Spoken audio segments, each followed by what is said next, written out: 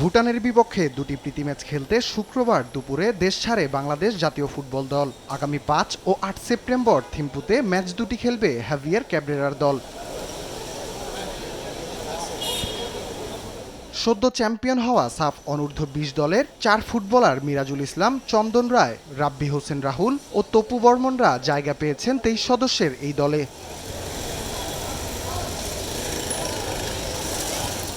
থিম্পুতে পৌঁছে আজ টিম হোটেলে সীমাবদ্ধ থাকবে দলের কার্যক্রম। ৩১ আগস্ট শনিবার শুরু হবে অনুশীলন। প্রথমবার ২৩ ফুটবলারকে একসঙ্গে পাবেন হাভিয়ের ক্যাব্রেরা। তারুণ্য নির্ভর দল নিয়ে দুটি ম্যাচেই জিততে চান তিনি।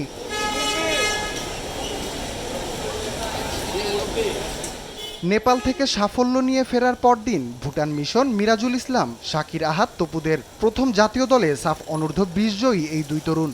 বিমানবন্দরেও ফুটবলার কর্মকর্তা সবার শুভেচ্ছায় সিক্ত হয়েছেন Miraj তপুরা।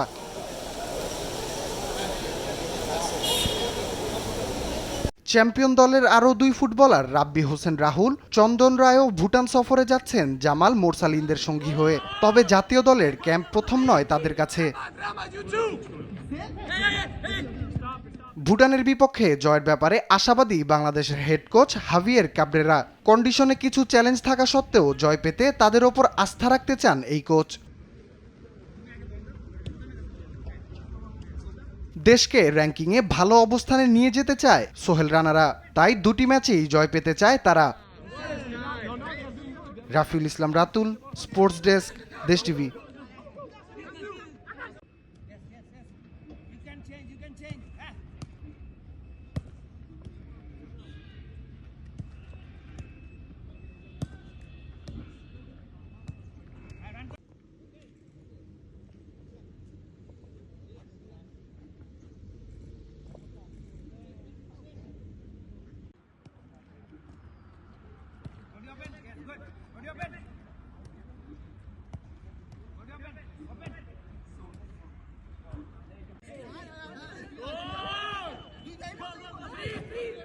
Drama, you too! Hey! Stop it. No hands! Opa! What is that? No, they're not touching. Now put the ball. Go! Vamos, judges! Hey!